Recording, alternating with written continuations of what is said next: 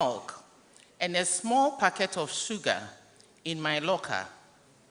I left my purse, which had my pocket money of 10 pesos in it, on the bed. The 10 pesos was the leftover from the 20 pesos Ma had given me for transportation to school. She had asked me to keep the change for my return trip home at vacation time. When I returned to my dormitory after the roll call, my purse was empty. The 10 pesos was gone. I cried, I screamed, and I wailed until one of the seniors, Sister Adrina, came to my aid. She gave me 20 pesos and a lot of provisions. That is how we met, and we have been friends ever since. Sister Adrina is here with us in the hall, and I will use this opportunity to say a big thank you for instilling in me the quality of generosity, which has become part of me to date. Thank you very much, Sister Adrina.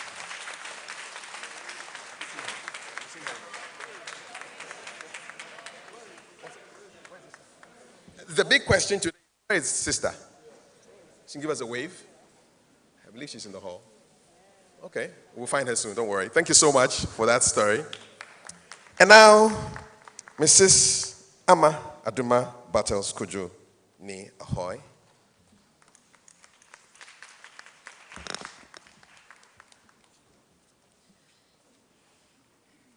Adoma entered Wesley Girls High School in Cape Coast in September 1967.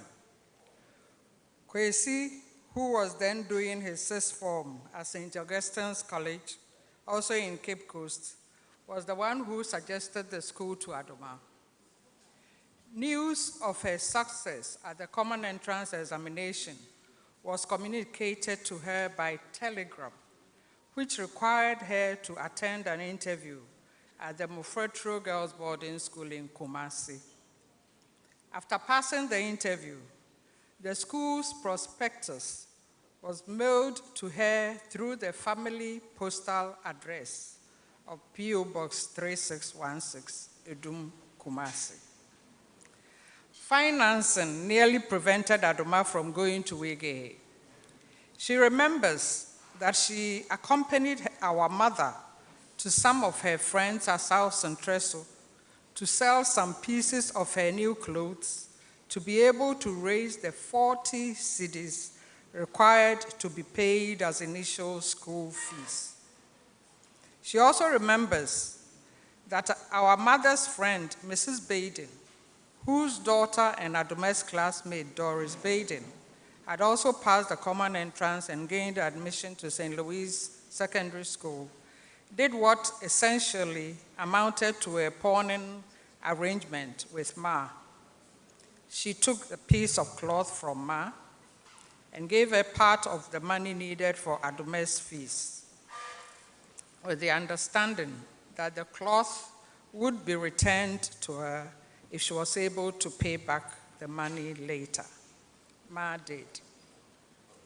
The financial situation was so dire that Adoma's trunk and chopbox were filled with only items listed on the school prospectus. There were no provisions. Ma took her to Cape Coast and left her in the care of Mr. S.K. Opon, our father's very good friend, who at that time was the headmaster of St. Augustine's College, Cape Coast. He took her there 1 week ahead of the reopening of Wesley Girls High School. Adoma had got for herself 6 tins of small-sized condensed milk, one of her favorite delicacies on leaving Kumasi. For the 1 week that she spent in Mr. Opon's house, she managed to finish all 6. According to Adoma, it was when Mr. Opon took her to the school on reopening day and she met some of the other students in her house, Waldron House, that she realized that the chobox was not meant for only pillows and blankets and buckets, but was also meant for provisions and other eateries such as milk, sardines, shito, gari, and other similar student essential commodities. Adoma bonded very well with some of the students she met in the school on her first day. In particular, Ernestina Mankwa, Sarah Blankson, and Ifo Bans, who were all in Block C, Waldron House. They were ever ready to share their provisions and other food items they used to receive on visiting days with her. These girls became her best friends, in addition to others she made, such as Janet Kins, Pamela Pra, and Sylvia Latte. I think I'll end there. Buy copies of the book and enjoy the rest of Adoma's stories.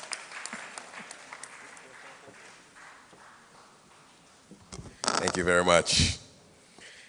And next will be Professor Kwamina Ahoy with his.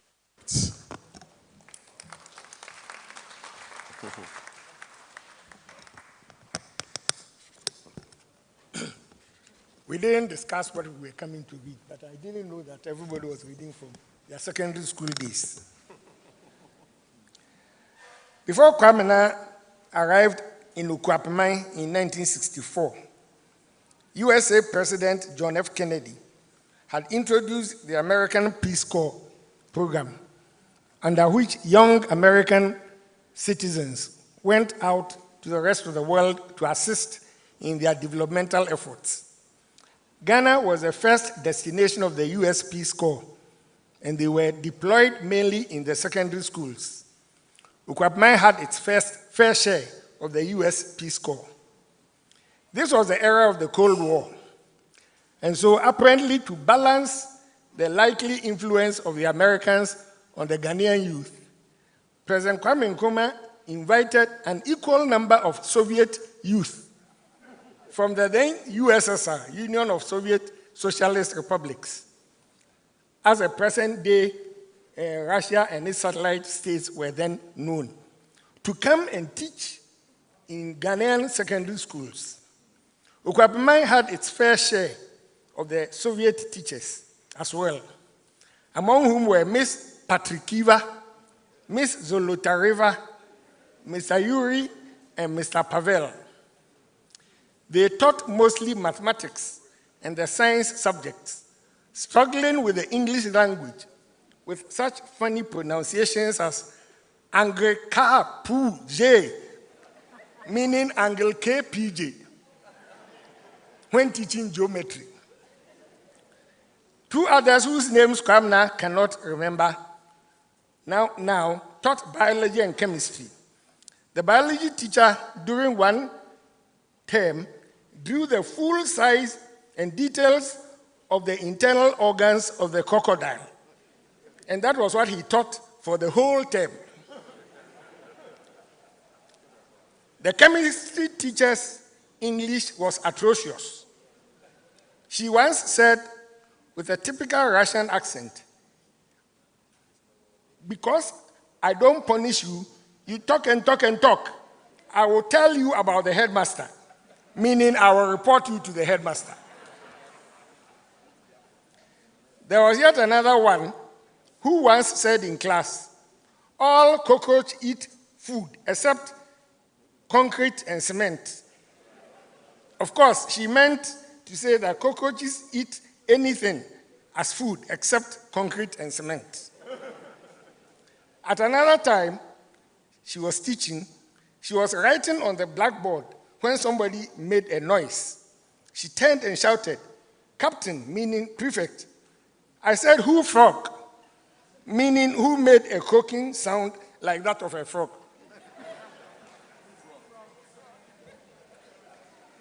Then, on 24th February 1966, the coup d'etat occurred that toppled President Kwame Nkrumah and the CPP government. Within 48 hours, security personnel in 2 large cargo trucks arrived on the campus of Ukuapemai Secondary School and sent the Soviet teachers and their properties packing off to the airport and back to the USSR. It took the students more than 1 year to get replacement mathematics and science teachers.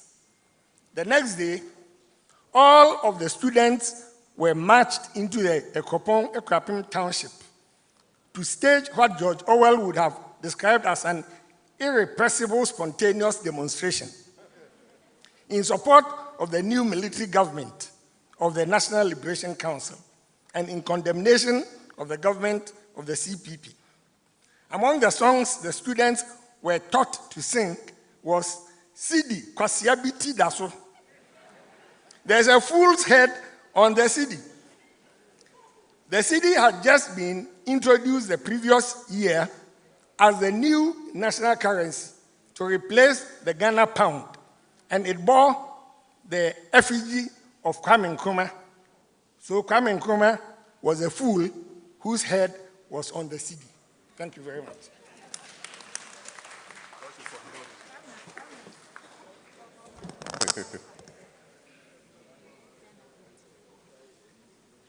Thank you very much, Professor Ahoy. So the next time somebody makes the sound of a frog, you know what to ask. Who frogged? The next reader is Mrs. Ama Chumne Ahoy. Let's welcome her to read her favorite segment of the book.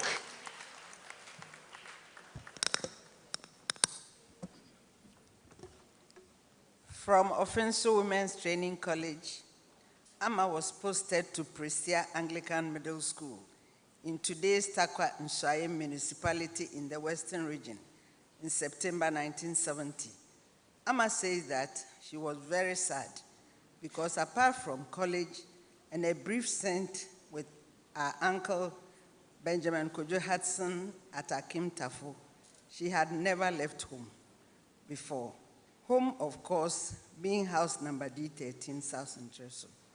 The easiest and most comfortable mode of transportation from Kumasi to Prestia was by rail, but Ama missed the train on the day she was due to travel and was therefore compelled to travel by road. In those days, there was only one vehicle plying the Kumasi-Prestia road, so she joined it. She was accompanied by her younger sister, Ifwa, who was going to stay with her, keep her company, and continue her education. According to Ama, she wept throughout the journey. Meanwhile, younger sister Ifwa was excitedly taking in the sights as she enjoyed what must have been to her the strange environment. Ama wept because the road to Prestia was untarred and bumpy, and the journey was therefore very uncomfortable. The vehicle itself was an old wooden Bedford truck, popularly known as Watonchini. Have you bought salt? Which had to stop every so often for water to be poured into the water tank to cool the engine, or for some wooden plank to be placed on the numerous rivers on the streams that had to be traveled before getting to Prestia. Fortunately for the two sisters, the head teacher of the school to which Ama had been posted and some boys of the school met them at the lorry station to help them with their luggage, as there were no taxis or buses in the township. The head teacher had also graciously rented accommodation for her, but without bathing and toilet facilities. Ama burst into a second round of weeping. Her third bout of weeping occurred on the first day at school, when she realized that the school was on a very steep slope and she had to climb some haphazardly constructed steps to get there. The school had a staff of 10, and Ama was the only female. She was assigned to Form 2 and appointed a needlework teacher. Fortunately for her, this time round, the girls in the school liked her and really took her. She instantly became their role model and she began to like the place. She directed them and guided them and taught them the essentials of good grooming. The staff, particularly Mr. Fademi, the headmaster, Mr. Theophilus Adipojo, Mr. Ademi, Mr. Kwesin, Mr. Emisa, did their best to make her happy and encourage her to stay. She was, however, never happy, and the following year, she got a transfer to the Akun Anglican Primary School in Takwa.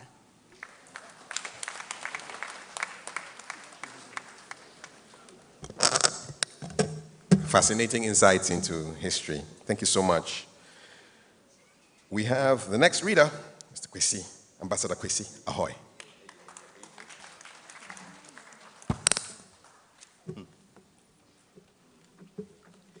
Thank you, MC.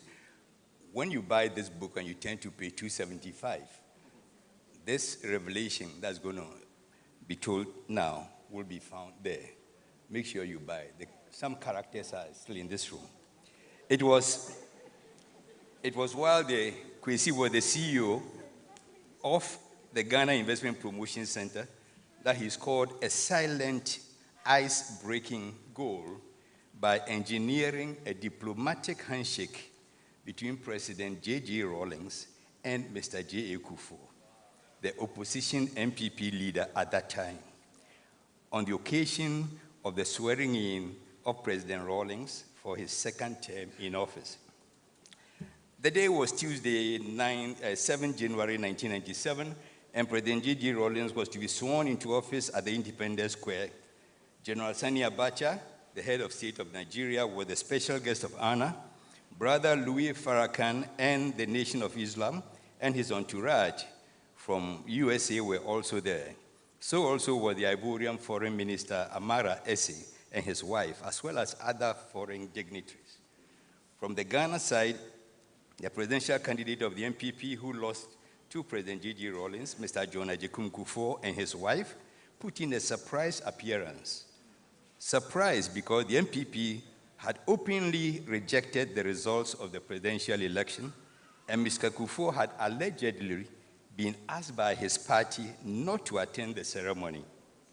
His presence, therefore, created its own unintended drama and tension and apprehension. Also present at the ceremony was Dr. Edward Mahama, the flag bearer of the People's National Convention, PNC, and his wife, and Alhaji Asuma Banda, chairman of the People's Convention Party, PCP. The national security personnel were hovering around Mr. Kufuor like bees, and he sat visibly uneasy throughout the proceedings. He kept his head down most of the time and displayed seeming disappointing countenance of regret for attending the ceremony. As if deliberately to heighten the tension and add to Mr. Kufuor's discomfort, the entire official program, including the address of President Rawlings, did not mention the name of Mr. Kufuor or acknowledge his presence. This was the time Kwesi Ahoy decided to walk up to Mr. Kufuor to exchange greetings with him. Kwesi says he could sense the tension in the air and he felt called upon to do something to break the ice. The country needed peace, and if it would be him as a vessel to break that peace, then so be it. As the program drew to a close, Sampi Yale, a former Deputy Minister of Environment, Science and Technology, apparently also equally sensing the tension, wrote a short note on the back page of his event program and passed it on to Kwesi, who was seated one row behind Mr. Kufuor and the other opposition leaders. The note read, the Sampi Yale's note, "Wouldn't it be nice if Mr. Kufuor will walk to the dais and shake hands with President Rawlings?" The note acted as the spark that Kwesi had been waiting for to trigger him into action. He altered the note to read, "Senior, this is the moment Ghana is waiting for. Ghana needs peace. Please stand out of your group, be your gentle self, and go and recognize Rawlings. Kwesi gave the note to Mr. Kwame Pipra, who was seated behind him. Mr. Pipra read the note and assented to it. Senior is a term that in Prempeh College, all students used to call themselves, to refer to themselves when they meet. Both Kwesi and Mr. Kufuor were all students of Prempeh College, though Kwesi did not meet Mr. Kufuor as a student, Kwesi being much, much younger than Kufuor. Nevertheless, they knew each other and they were very, very friendly with each other. Kwesi bent forward, patted Mr. Kufuor on the back, and handed the note to him. Mr. Kufuor read the note, pondered over it, read it again, and finally, with a deep sigh, turned to Kwesi with an expression of doubt on his face and asked, "How?" Kwesi responded, "Senior, if you give me the go-ahead, I will fix it." Mr. Kufuor hesitatingly signaled Kwesi to go ahead.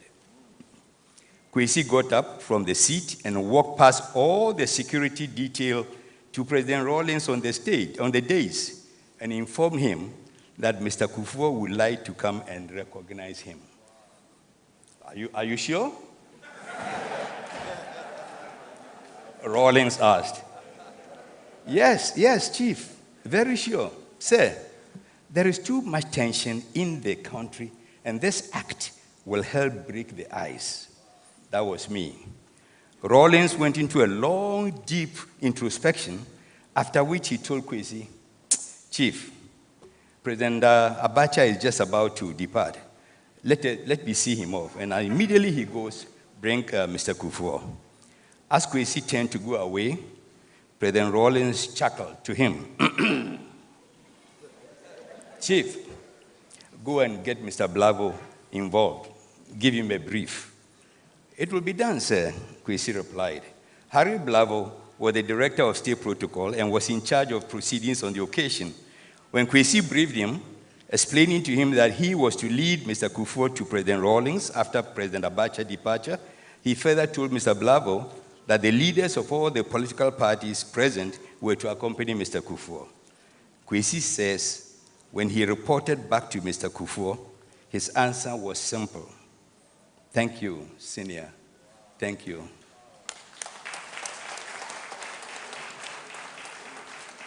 And so, as arranged, Kwesi walked Mr. Kufuor and his entourage to Mr. Blavo, who in turn escorted them to President Rawlings. On reaching the steps of the dais, Mr. Kufuor smiled, stretched out his hands, and President Rawlings, with a still but smiling military bearing, also stretched out his hand, and a big handshake followed, and a big embrace.